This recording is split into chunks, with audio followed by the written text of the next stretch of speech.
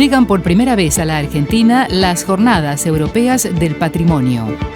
Del 2 al 30 de septiembre, la Asociación Véneta de Rosario y Witwan Italia invitan a las actividades abiertas a toda la comunidad destinadas a valorizar el patrimonio cultural y material de la comunidad véneta de la ciudad.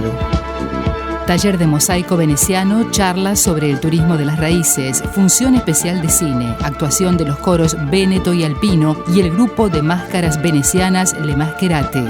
Clase magistral de cocina véneta, función de teatro y concierto de música de cámara sobre el barroco veneciano. Te esperamos, vos podés ser parte de la historia.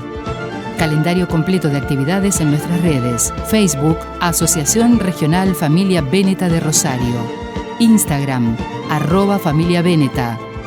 WhatsApp, solo mensajes 3416 106 192.